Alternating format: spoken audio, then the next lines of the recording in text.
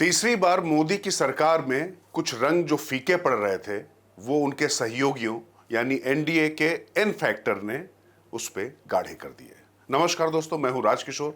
बुलंद भारत टीवी पर पहले जरा ये तस्वीरें देखिए, ये हैं एन फैक्टर नायडू यानी चंद्रबाबू नायडू और दूसरे नीतीश कुमार, और इनके साथ में तीसरा एन फैक्टर नरेंद्र मोदी।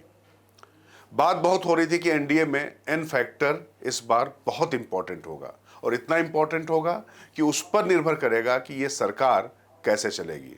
लेकिन जो लोग ये विश्लेषण कर रहे थे वो ये भूल गए कि एन अगर नायडू हैं, एन अगर नीतीश हैं, तो नरेंद्र मोदी भी एन फैक्टर ही हैं, और जो बड़ा एन फैक्टर है। खैर, ये सच है कि जब प्रधानमंत्री नरेंद्र मोदी जिस तरीके से 2014-2019 में गाजे बाजे के साथ बीजेपी के पूर्ण बहुमत की सरकार के साथ में आए थे, उस तरीके का जब पूर्ण बहुमत भारतीय जनता पार्टी को नहीं मिला तो ये जीत थोड़ी फीकी दिखाई पड़ती है।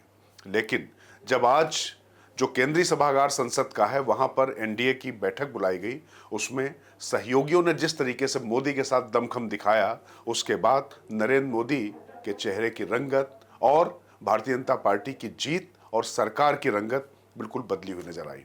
शुरुआत की नायडू यानी चंद्रबाबू नायडू ने, जो पहले एन फैक्टर की बात कर रहे हैं। 16 सीटें हैं आंध्र प्रदेश से उनके पास में। आंध्र प्रदेश में वो मुख्यमंत्री बनने जा रहे हैं। टीडीपी का 15 वर्ष का वनवास खत्म होने जा रहा है।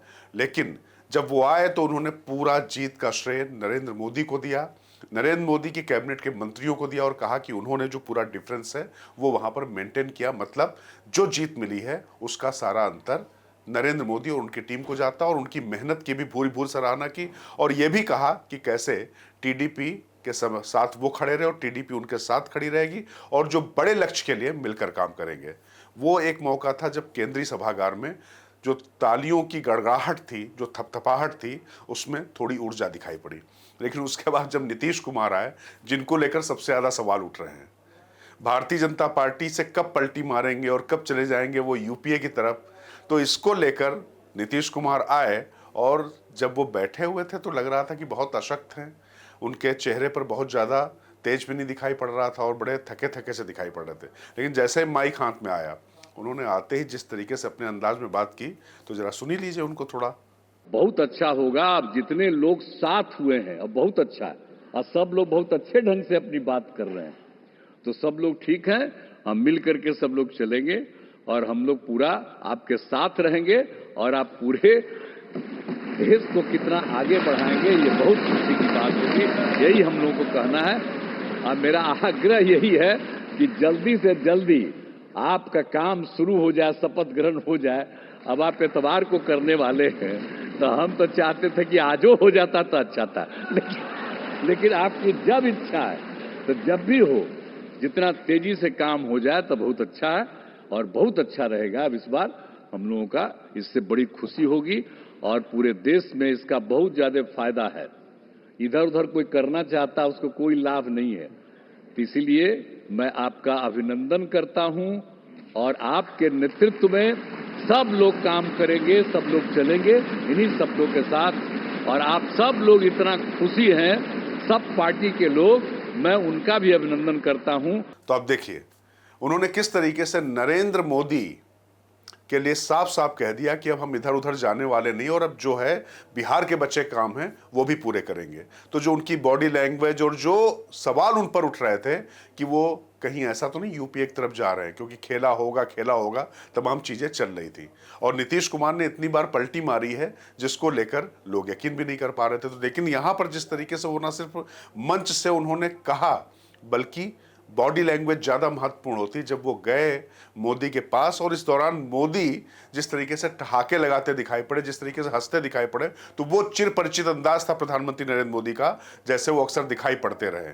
तो कुल मिला के ये जो दोनों एन फैक्टर उनकी रंगत लेकर आए, और इसके साथ में ही जब नीतीश कुमार उनके पास पहुंचे तो उनके पैर छूने की कोशिश की, तो मोदी ने पकड़ लिया और गले लगे।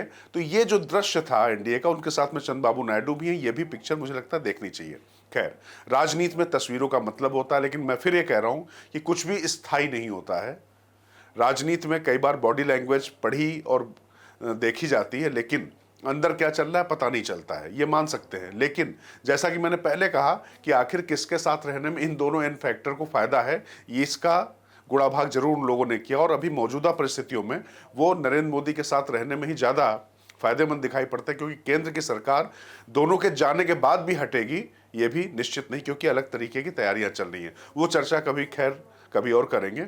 लेकिन इसके बाद और जो उनके एलाइज थे, चाहे वो चिराग पासवान हो, चाहे पवन कल्याण हो, चाहे वो अनुप्रिया पटेल हो या जीतन राम मांझी हो, उन्होंने भी एक तरीके से ताकत भरी। और इसके बाद जिस तरीके से पूरा ये माहौल था, उसमें शुरुआत में उतना जोश नहीं दिखाई पड़ रहा था, लेकिन एक उदास शुरुआत के बाद जैसे जैसे बैठक आगे बढ़ती गई, सभागार में ऊर्जा चलती चली गई और उसके बाद प्रधानमंत्री नरेंद्र मोदी अपने पूरे अंदाज में जो उन्होंने अपना भाषण दिया एनडीए का नेता चुने जाने के बाद में, उन्होंने 28 मिनट के भाषण में 18 मिनट कांग्रेस को निशाने पर रखा और ये बता दिया कि आप मान कर चलिए कि अभी आपको बहुत कुछ देखना पड़ेगा और अपनी भविष्य की जो प्लानिंग थी, जो एक मजबूत भारत और मजबूत नेता की जो इमेज है, वो एकदम से ऐसा लगा कि जो 3-4 दिन से नतीजे आने के बाद जिस तरीके की चीज़ें चल रही थी, पुराना नरेंद्र मोदी का अवतार वही लौट कर आ गया। तो अब देखना होगा ये अवतार ऐसा ही रहता है या कैसा रहता है, ये तो समय की बात है। फिलहाल तो आप इसके बाद हमें बताइए कि हमारी ये रिपोर्ट आपको कैसे लगी। मैं राजकिशोर, बुलंद भारत टीवी, ताकत आपकी।